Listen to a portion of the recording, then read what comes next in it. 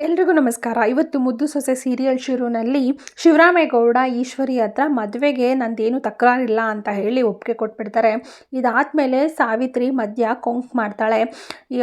ಈ ಚಂಪಾ ಇರಬೇಕಾದ್ರೆ ಅದು ಹೆಂಗೆ ನೀವು ಮಗನಿಗೆ ಮದುವೆ ಮಾಡ್ತೀರಾ ಅದಕ್ಕೆ ಅಂತ ಹೇಳಿ ಆವಾಗ ಈಶ್ವರಿ ಬೈತಾಳೆ ಸಾವಿತ್ರಿಗೆ. ಅದೇನೇ ನೀನು ಯಾವಾಗಲೂ ಸುಭಾಷನ್ ವಿಷಯ ಮಾತಾಡಬೇಕಾದ್ರೆ ಮಧ್ಯ ಮೂಗು ತೂರಿಸ್ತೀಯಾ, ಹಳೇದನ್ನೆಲ್ಲ ಕೆದಕ್ತೀಯಾ ಯಾಕೆ ಅಂತ ಹೇಳಿ ಬೈತಾಳೆ. ನಾನು ಬೆಳಗ್ಗೆನೇ ಹೇಳಿದ್ದೀನಿ ಅಲ್ವಾ, ಇವಳಿಗೂ ನನ್ನ ಮಗನಿಗೂ ಸಂಬಂಧ ಮುಗ್ದೋಗಿದೆ ಅಂತ ಹೇಳಿದ ಮೇಲೆ ಮತ್ತೇನು ಅವಳ ಬಗ್ಗೆ ಯೋಚನೆ ಮಾಡೋದು ಅಂತ ಹೇಳಿ ಈಶ್ವರಿ ಸಾವಿತ್ರಿಗೆ ಬೈತಾ ಇದ್ದಾಳೆ. ಇನ್ನು ಈಶ್ವರಿಗೆ ಬೇಕಾಗಿರೋದು ಶಿವರಾಮನ್ ಒಪ್ಪಿಗೆ ಮಾತ್ರ, ಬೇರೆ ಯಾರ್ದು ಒಪ್ಪಿಗೆ ಬೇಡವಂತೆ ಸುಭಾಷನಿಗೆ MLA ಮಗಳ ಜೊತೆ ಮದುವೆ ಮಾಡೋದಕ್ಕೆ. ಸರಿ ಆಯಿತು, ಇನ್ನು ನೀವು ಒಪ್ಪಿದ್ದೀರಾ ಅಂತ ಹೇಳಿದ್ಮೇಲೆ ನಾನು ಮತ್ತು ಇವರು MLA ಮಗಳಿಗೆ ಮದುವೆ ಮಾಡ್ಕೊಡೋಕ್ಕೆ ಅವ್ರ ಹತ್ರ ಮಾತಾಡಲಾ ಅಂತ ಹೇಳಿ ಈ ಶಿವರಾಮೇಗೌಡರ ಹತ್ರ ಕೇಳಿದ್ದಕ್ಕೆ ಶಿವರಾಮೇಗೌಡ ಬೇಡ ಬೇಡ ನೀವು ಮಾತಾಡಿದ್ರೆ ಸರಿ ಇರಲ್ಲ, ನಾನೇ ಹೇಳ್ತೀನಿ ಮಾತಾಡ್ತೀನಿ ಅಂತ ಹೇಳಿ ಹೇಳ್ತಾನೆ. ಇನ್ನು ಶಿವರಾಮೇಗೌಡ MLAಗೆ ಫೋನ್ ಮಾಡಿಬಿಟ್ಟು ಮಾತಾಡ್ತಾರೆ. ಹೀಗೆ ನಿನ್ನೆ ಬಂದು ಹೇಳಿದ್ರಲ್ಲ ನಿಮ್ಮ ಮಗಳಿಗೆ ಡಿವೋರ್ಸ್ ಆಗಿದೆ ಅಂತ ಹೇಳಿ, ನಮ್ಮ ಮನೆಯಲ್ಲೂ ನನ್ನ ತಮ್ಮನ ಮಗ ಇದ್ದಾನೆ, ತಮ್ಮನ ಮಗ ಅನ್ನೋದಕ್ಕಿಂತ ಹೆಚ್ಚಾಗಿ ಅವ್ನು ನನ್ನ ಮಗ ಇದ್ದಂಗೂ, ಅವನ ಜೀವನದಲ್ಲೂ ನಿನ್ನ ಮಗಳು ಮದುವೆಯಲ್ಲಿ ನಡೆದಿರೋ ಅಂಥ ಘಟನೆನೇ ನಡೆದಿದೆ. ಅಂದರೆ ನಿನ್ನ ಮಗಳು ಬಾಳಲ್ಲಿ ನಡೆದಿದೆ, ಅವಳಿಗೂ ಸಹ ಡಿವೋರ್ಸ್ ಆಗಿದೆ, ಇವನಿಗೂ ಸಹ ಡಿವೋರ್ಸ್ ಆಗಿದೆ. ಹಾಗಾಗಿ ಅವರಿಬ್ರಿಗೂ ಮದುವೆ ಮಾತುಕತೆಗೆ ಕೇಳೋಣ ಅಂತ ಹೇಳಿ ಫೋನ್ ಮಾಡಿದೆ ಅಂತ ಹೇಳಿ MLAಗೆ ಹೇಳ್ತಾರೆ. ಆ ಕಡೆಯಿಂದ ಸಂಪತ್ ಅವರು ಏನು ಮಾತಾಡೋದಿಲ್ಲ. ಅದಕ್ಕೆ ಏನಪ್ಪ ಯಾಕೆ ಸೈಲೆಂಟ್ ಆಗಿಬಿಟ್ಟೆ ಅಂತ ಹೇಳಿ ಕೇಳ್ತಾರೆ ಶಿವರಾಮೇಗೌಡರು. ಆವಾಗ ಅವ್ರು ಹೇಳ್ತಾರೆ, ನಿಮ್ಮನೆ ಸೊಸೆ ಆಗಬೇಕು ನನ್ನ ಮಗಳು ಅಂದರೆ ಅವಳು ಅದೃಷ್ಟ ಮಾಡಿರ್ತಾಳೆ ಅಂತ ಹೇಳ್ತಾರೆ. ಸರಿ ಆಯಿತು, ನಾಳೆ ಪುರೋಹಿತರ ಹತ್ರ ವಿಷಯ ತಿಳ್ಕೊಂಡು ಫೋನ್ ಮಾಡ್ತೀನಿ ಅಂತ ಹೇಳಿ ಶಿವರಾಮೇಗೌಡ ಅವ್ರಿಗೆ ತಿಳಿಸ್ತಾರೆ. ಇನ್ನು ಶಿವರಾಮೇಗೌಡ ಈಶ್ವರಿ ಹತ್ರ ಒಂದು ಒಳ್ಳೆ ದಿನ ನೋಡಿ ಅವ್ರ ಮನೆಗೆ ಹೋಗ್ಬಿಟ್ಟು ಬಂದ್ಬಿಡ ಅಂತ ಹೇಳಿ ಹೇಳ್ತಾರೆ. ಅದಕ್ಕೆ ಈಶ್ವರಿ ನೀವು ಹೆಂಗೆ ಹೇಳ್ತಿರೋ ಹಂಗೆ ಬಾವಾ ಅಂತ ಹೇಳಿ ಹೇಳ್ತಾರೆ. ಇದಾದಮೇಲೆ ಚಂಪನ ಮುಖನೇ ಶಿವರಾಮೇಗೌಡ ನೋಡ್ತಾರೆ. ಸ್ವಲ್ಪ ಬೇಜಾರಾಗ್ಬಿಡುತ್ತೆ ಶಿವರಾಮೇಗೌಡನಿಗೆ ಚಂಪನ ಮುಖ ನೋಡಿದ ತಕ್ಷಣ. ಇನ್ನು ಈಶ್ವರಿ ಸುಭಾಷನ ಹತ್ರ ಓಡ್ ಬಂದು ಬಾಯಿಗೆ ಸಕ್ಕರೆನ ತುರುಕ್ತಾಳೆ. ಹೇಳ್ತಾಳೆ, ಶಿವರಾಮೇಗೌಡರು ಅವ್ರ MLA ಮಗಳ ಜೊತೆ ನೀನು ಮದುವೆ ಮಾಡೋಕ್ಕೆ ಒಪ್ಪಿಟ್ರು ಅಂತ ಹೇಳಿ. ಮೊದಲಿಗೆ ಸುಭಾಷ ಇದನ್ನು ನಂಬೋದಿಲ್ಲ, ನಿಜ ಹೇಳ್ತಿದ್ದೀನವಾ ಅಂತ ಹೇಳಿ ಕೇಳ್ತಾನೆ. ಅದಕ್ಕೆ ಈಶ್ವರಿ, ನಿಮ್ಮ ಅಮ್ಮನ ಮೇಲೆ ನಂಬಿಕೆ ಅಲ್ವಾ, ಹೌದು ಒಪ್ಪಿಸ್ಬಿಟ್ಟಿದ್ದೀನಿ, ಇನ್ನೇನಿದ್ರು ಬರೋ ಸೋಮವಾರ ಹೋಗಿ ಮಾತುಕತೆ ಆಡ್ಕೊಂಬರೋದು ಅಷ್ಟೇ ಬಾಕಿ, ನಿಶ್ಚಿತಾರ್ಥನೂ ಸಹ ಮಾಡಿಬಿಡೋಣ ಅಂತ ಭಾವ ಹೇಳೋರೆ ಅಂತ ಹೇಳಿ ಹೇಳ್ತಾಳೆ. ಅದಕ್ಕೆ ನಿನ್ನ ಅದೃಷ್ಟ ತುಂಬ ಕುಲಾಯಿಸ್ತೈತೆ, ಬೊಕ್ಸೇನೆ ನಿಂಗೆ ಅದೃಷ್ಟ ಬರ್ತೈತೆ ಸುಭಾಷ ಅಂತ ಹೇಳಿ ಈಶ್ವರಿ ಹೇಳ್ತಾಳೆ. ಇನ್ನು ಈಶ್ವರಿ, ನಿನಗೆ ಅದೃಷ್ಟದ ಬಾಗಿಲು ತೆರೆದಿದೆ, ಇನ್ನೇನಿದ್ರು ಒಳ್ಳೆಯದೇ ಆಗುತ್ತೆ, ಈ ಮದುವೆ ನಡಿಲೇಬೇಕು, ಈ ಮದುವೆ ಒಂದು ನಡೆದ್ಬಿಟ್ರೆ ನಿನ್ನ ಅದೃಷ್ಟ ಕುಲಾಯಿಸ್ಬಿಡುತ್ತೆ ಇನ್ನ ಅಂತ ಹೇಳಿ ಹೇಳ್ತಾರೆ. ಅದಕ್ಕೆ ಸುಭಾಷ, ಈ ಮದುವೆನ ನಿಲ್ಲಿಸೋಕ್ಕೆ ಗುಳ್ಳೆ ನರಿಗಳು ಕಾಯ್ಕೊಂಡು ನಿಂತವೆ ಕಣವ ಅಂತ ಹೇಳಿ ಹೇಳ್ತಾನೆ. ಯಾರು ಏನೇ ಮಾಡಿದ್ರು ಸರಿನೇ, ನಿನ್ನ ಮದುವೆ ಮಾಡಿ ತೀರಿಸ್ತೀನಿ ನೋಡ್ತಾ ಇರೋ ಅಂತ ಹೇಳಿ ಈಶ್ವರಿ ಹೇಳ್ತಾಳೆ. ಇನ್ನು ಜನ್ನಿ ಕಾಲೇಜಲ್ಲಿ ಅಳ್ತಾ ಕೂತಿದ್ದಾಳೆ. ವಿದ್ಯಾ ಬಂದು ಯಾಕೆ ಕಳ್ತಿದ್ಯಾ ಅಂತ ಹೇಳಿ ಕೇಳಿದಾಗ ಅವಳೆಲ್ಲನೂ ಹೇಳ್ತಾಳೆ.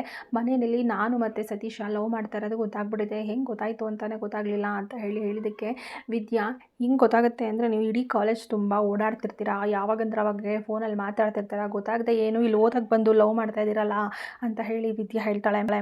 ಇನ್ನು ವಿದ್ಯಾ ಕೇಳ್ತಾಳೆ, ಇದೆಲ್ಲ ಸತೀಶ್ ನಂಗೆ ಗೊತ್ತಾ ಅಂತ ಹೇಳಿ. ಅದಕ್ಕೆ ಇಲ್ಲ, ಇನ್ನೂ ಗೊತ್ತಿಲ್ಲ, ನಾನು ಮನೆಯಲ್ಲಿ ವಿಷಯ ಗೊತ್ತಾಗ್ಬಿಟ್ಟು ಫೋನ್ನ ಕಿತ್ತಿಡ್ಕೊಬಿಟ್ಟಿದ್ರು, ಕಾಲೇಜ್ಗೂ ಹೋಗಬೇಡ ಅಂತ ಅಪ್ಪ ಹೇಳ್ತಿದ್ರು, ಆದರೂ ಸಹ ಬಂದಿದ್ದೀನಿ ಅಂತ ಹೇಳಿ ಜನ್ನಿ ಹೇಳ್ತಾಳೆ ವಿದ್ಯನ ಹತ್ರ.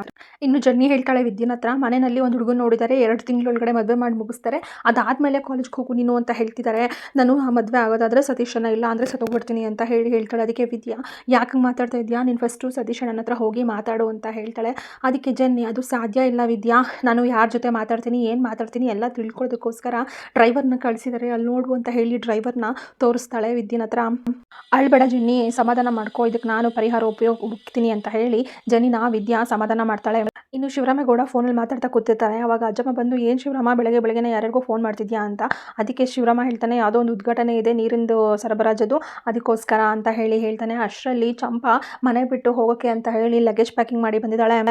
ಇನ್ನು ಅಜ್ಜಮ್ಮನೂ ಕೇಳ್ತಾಳೆ, ಏನೇ ಚಂಪಿ ಬ್ಯಾಗ್ ಎತ್ಕೊಂಡು ಹೊರಟಿದ್ಯಲ್ಲ ಅಂತ ಹೇಳಿ. ಅವಳು ಉತ್ತರ ಕೊಡೋದಿಲ್ಲ. ಶಿವರಾಮೇಗೌಡನ ಕೇಳ್ತಾನೆ, ಏನು ಊರಿಗೆ ಹೊರಟಿದ್ಯಾ, ಜಾತ್ರೆ ಗೀತ್ರೆ ಇದ್ದತಾ, ವಾಪಸ್ ಬರ್ತೀಯಾ ಅಂತ ಹೇಳಿ ಕೇಳ್ತಾನೆ. ಆವಾಗ ಚಂಪಾ ಹೇಳ್ತಾಳೆ, ಊರಿಗೆ ಹೊರಟಿದ್ದೀನಿ ಮಾವ, ಆದರೆ ನಾನು ವಾಪಸ್ ಬರೋದಿಲ್ಲ ಅಂತ ಹೇಳ್ಬಿಡ್ತಾಳೆ ಚಂಪಾ. ಹೌದು ಮಾವಯ್ಯ, ಈ ಮನೆಗೂ ನನಗೂ ಋಣ ಮುಗೀತು. ಈ ಮನೇಲಿ ಇದ್ಕೊಂಡು ಇನ್ನೇನು ನಾನು ಮಾಡಬೇಕಾಗಿದೆ? ಊರಿಗಾದರೂ ಹೋದರೆ ಅಪ್ಪ ಹಿಂಗಾದರೂ ಸಹಾಯ ಆಗುತ್ತೆ.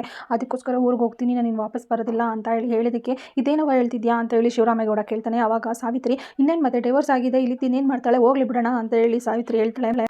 ನೀವು ಬೇರೆ ಮದುವೆ ಮದುವೆ ಮಾಡ್ಸೋದಕ್ಕೆ ಹೊರಟಿದ್ದೀರಾ ಸುಭಾಷನ್ಗೆ, ಇನ್ನೊಂದು ಮದುವೆನ? ಇನ್ನು ಅವಳು ಬಂದವಳು ಮೊದಲನೇ ಹೆಂಡತಿ ಯಾಕಿಲ್ಲಿದ್ದಾಳೆ ಅಂತ ಏನಾದರೂ ಕೇಳಿಬಿಟ್ರೆ ಇನ್ನೇನು ಮಾಡ್ತಾಳೆ, ಹೋಗ್ಲಿ ಬಿಡೋಣ ಅವಳು ಅಂತ ಹೇಳಿ ಸಾವಿತ್ರಿ ಹೇಳ್ಬಿಡ್ತಾಳೆ. ಇನ್ನು ಮಾವ ಮಾವ ಅಂತ ಕರೆತಿರ್ತಾಳಲ್ವ, ಅದಕ್ಕೆ ಈಶ್ವರಿ ಬೈತಾಳೆ, ಇನ್ನೂ ಏನೇ ಸಂಬಂಧ ಕಟ್ಕೊಂಡು ಮಾತಾಡ್ತಿದ್ಯಾ, ನಿಂಗೆ ನಾಚಿಕೆ ಆಗಲ್ವಾ ಅಂತ ಹೇಳಿ ಬೈತಾಳೆ. ಆವಾಗ ಶಿವರಾಮೇಗೌಡ ಈಶ್ವರಿಗೆ ಬೈತಾನೆ, ಯಾಕೆ ಸುಮ್ಮನಿರು, ಯಾಕೆ ಹಂಗೆ ಮಾತಾಡ್ತಿದ್ಯಾ ಅಂತ ಹೇಳಿ, ಬಾಯಿ ಮುಚ್ಚು ಅಂತ ಹೇಳಿ ಈಶ್ವರಿಗೆ ಶಿವರಾಮೇಗೌಡ ಬೈದು ಬಿಡ್ತಾನೆ.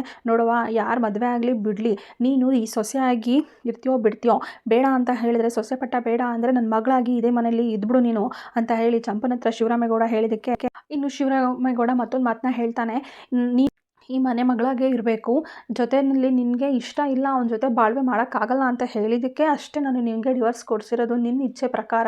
ಇನ್ನು ನಿನ್ನ ಬದುಕನ್ನ ನೇರ ಮಾಡೋವರೆಗೂ ನೀನು ಈ ಮನೇಲೇ ಇರಬೇಕು, ಈ ಮನೆ ಬಿಟ್ಟು ಹೋಗಂಗಿಲ್ಲ ಅಂತ ಹೇಳಿ ಕಂಡೀಷನ್ ಹಾಕ್ತಿದ್ದಾನೆ. ಇನ್ನು ಈಶ್ವರಿ ಮಧ್ಯೆ ಬಾಯಿ ಹಾಕ್ತಾಳೆ, ಏನು ಹೇಳ್ತಾ ಇದ್ದೀರಾ ಭಾವ ನೀವು, ಇನ್ನೂ ಅವಳು ಇಲ್ಲೇ ಇರಬೇಕಾ ಅಂತ ಹೇಳಿ. ಅದಕ್ಕೆ ಈ ಶಿವರಾಮೇಗೌಡ, ನಿನಗೆ ಪದೇ ಪದೇ ಹೇಳಬೇಕಾ, ಸುಮ್ಮನಿರು ಅಂತ ಹೇಳಿ ಬೈತಾನೆ. ಇನ್ನು ನಾವು ಪಕ್ಷದಲ್ಲಿ ಬೆಳೆದಿದ್ದೀವಿ ಅಂತ ಹೇಳೋದಕ್ಕೆ ಇವರಪ್ಪ ಚಂಪಾ ಅವರಪ್ಪನೂ ಸಹ ಕಾರಣ. ಇನ್ನು ಅವರು ಊರಲ್ಲಿ ಆರಾಮಾಗಿದ್ದಾರೆ ಅಂತ ಹೇಳಿದ್ರೆ ಈ ಹಟ್ಟಿನಲ್ಲಿ ಇವಳು ಚೆನ್ನಾಗಿದ್ದಾಳೆ ಅನ್ನೋಕ್ಕೋಸ್ಕರ, ಇನ್ನು ನನ್ನ ಮೇಲೆ ನಂಬಿಕೆ ಇದ್ದರೆ ಮನೆ ಒಳಗಡೆ ಬ್ಯಾಗ್ನ ತೊಗೊಂಡು ಹೋಗು ಅಂತ ಹೇಳಿ ಕಂಡೀಷನ್ ಹಾಕಿದ್ದಕ್ಕೆ ಶಿವರಾಮೇಗೌಡ, ಚಂಪಾ ನಿಮ್ಮ ಮೇಲೆ ನಂಬಿಕೆ ಇಲ್ಲ ಅಂತ ಯಾವ ಬಾಯಿನಲ್ಲಿ ಹೇಳಿ, ನಾನು ಆದರೂ ಸಹ ಈ ಹಟ್ಟಿ ಒಳಗಡೆ ಇರೋದಿಲ್ಲ, ಔಟ್ ಹೌಸಲ್ಲಿ ಇರ್ತೀನಿ ಬಾವಾ ಅಂತ ಹೇಳಿ ಹೇಳ್ತಾಳೆ. ವಿದ್ಯಕ್ಕನು ಹೆಂಗೂ ಔಟ್ ಹೌಸಲ್ಲೇ ಇದ್ದಾರಲ್ವ, ಅವ್ರ ಜೊತೆ ನಾನು ಇರೋಕ್ಕೆ ಒಪ್ಪಿಗೆ ಕೊಡಿ ಮಾವ ಅಂತ ಹೇಳಿ ಕೈ ಮುಗಿದು ಕೇಳ್ಕೊತಾಳೆ. ಅದಕ್ಕೆ ಶಿವರಾಮೇಗೌಡ, ಸರಿ ಕಣವ, ಆದರೆ ಈ ಮನೆಗೂ ನಿನಗೂ ಯಾವುದೇ ಸಂಬಂಧ ಇಲ್ಲ ಅಂತ ಮಾತ್ರ ಅನ್ಕೋಬೇಡ ನೀನು ಅಂತ ಹೇಳಿ ಶಿವರಾಮೇಗೌಡ ಚಂಪನ ಹತ್ರ ಹೇಳ್ತಾನೆ. ಇನ್ನು ಅಜ್ಜಮ್ಮ ಕೊರಗ್ತಾಳೆ, ಇನ್ನು ಈ ಕಣ್ಣಲ್ಲಿ ಏನೇನೆಲ್ಲ ನೋಡಬೇಕಾಗಿದೆಯೋ ಅಂತ ಹೇಳಿ. ಇನ್ನು ಸಾವಿತ್ರಿ ಈಶ್ವರಿಗೆ ಚುಚ್ಚು ಮಾತುಗಳನ್ನ ಸ್ಟಾರ್ಟ್ ಮಾಡಿದಾಳೆ. ಇನ್ನು ನಮ್ಮ ಅಣ್ಣ ಏನಾದರೂ ಈಶ್ವರಿ ಪರ ಆಗ್ಬಿಡ್ತಾನೋ ಅನ್ಕೊಬಿಟ್ಟಿದ್ದೆ, ಚಂಪನ ಪರ ಆಗಲ್ವೋ ಅಂತ, ಆದರೆ ಹೆಂಗೂ ನಮ್ಮ ಅಣ್ಣ ಚಂಪನ ಪರನೇ ಮಾತಾಡ್ಬಿಟ್ಟ, ನಂಗೆ ತುಂಬ ಖುಷಿ ಆಗ್ತಿದೆ ಅಂತ ಹೇಳಿ ಸಾವಿತ್ರಿ ಈಶ್ವರಿನ ಕಾಲೆಳಿತಿದ್ದಾಳೆ. ಇನ್ನು ವಿನಂತಿ, ಅಲ್ಲ ಕಣತ್ತೆ, ಏನಾದರೂ ಹೊಸ ಸೊಸೆ ಬಂದು ಹಳೆ ಸೊಸೆ ಯಾಕಿನ್ನೂ ಇಲ್ಲೇ ಇದ್ದಾಳೆ ಅಂತ ಕೇಳಿದ್ರೆ ಏನಂತ ಉತ್ತರ ಕೊಡ್ತೀರಾ ಅಂತ ಕೇಳ್ತಾಳೆ. ಅದಕ್ಕೆ ಈಶ್ವರಿ, ನನ್ನ ಬಗ್ಗೆನೇ ಈ ಥರ ಯೋಚನೆ ಮಾಡ್ಕೊಂಡು ಯಾಕೆ ಸಾವಿತ್ರಿ ವಿನಂತಿ ನೀವು ಹಿಂಗೆ ಕೊರ್ಗೋಗ್ತಾ ಇದ್ದೀರಾ, ಯೋಚನೆ ಮಾಡಬೇಡಿ ನೀವು ಅಂತ ಈಶ್ವರಿ ನಿಧಾನವಾಗಿ ಅವ್ರಿಗೆ ತಲೆ ಸವರ್ಕೊಂಡು ಮಾತಾಡ್ತಾಳೆ. ಇನ್ನು ವಿದ್ಯಾ ಹೋಟೆಲ್ ಕೆಲಸಕ್ಕೆ ಹೋಗಿದ್ದಾಳೆ. ಹೋಟೆಲ್ ಓನರು ತುಂಬ ಟೆನ್ಷನಲ್ಲಿ ಕೂತಿದ್ದಾರೆ. ವಿದ್ಯಾ, ಏನಾಯ್ತಣ್ಣ ಏನಾಯಿತು ಅಂತ ಹೇಳಿ ಕೇಳ್ತಾಳೆ. ನಾನಿವತ್ತು ಅಡುಗೆ ಬೇರೆ ಜಾಸ್ತಿ ಮಾಡಿಸ್ಬಿಟ್ಟಿದ್ದೀನಿ, ಇನ್ನು ವಾಚ್ಮನ್ ಬೇರೆ ಬೆಳಗ್ಗೆನೇ ರಜೆ ಹಾಕ್ಬಿಟ್ಟಿದ್ದಾನೆ, ಇವತ್ತು ಬರಲ್ಲ ಅಂತ ಬೇರೆ ಹೇಳ್ಬಿಟ್ಟಿದ್ದಾನೆ, ಇನ್ನು ಬಾವುಟ ತೋರಿಸಿದ್ರಷ್ಟೇ ನಮ್ಮ ಅಂಗಡಿ ಹೋಟೆಲ್ ಇದೆ ಅಂತ ಹೇಳಿ ಜನಗಳಿಗೆ ಗೊತ್ತಾಗುತ್ತೆ, ಏನು ಮಾಡೋದು ಏನು ಗೊತ್ತಾಗ್ತಾ ಇಲ್ಲ ಅಂತ ಹೇಳಿ ಹೇಳ್ತಾನೆ. ಅದಕ್ಕೆ ವಿದ್ಯಾ, ಅದಕ್ಕೆ ಯಾಕೆ ಅಷ್ಟೊಂದು ಚಿಂತೆ ಮಾಡ್ತೀರಾ, ನಾನು ಬಾವುಟ ತೋರಿಸ್ತೀನಿ, ಜನಗಳನ್ನ ಒಳಗಡೆಗೆ ಬರೋ ರೀತಿ ಮಾಡ್ತೀನಿ, ನೀವು ಚಿಂತೆ ಮಾಡಬೇಡಿ ಅಂತ ಹೇಳಿ ಹೇಳ್ತಾಳೆ.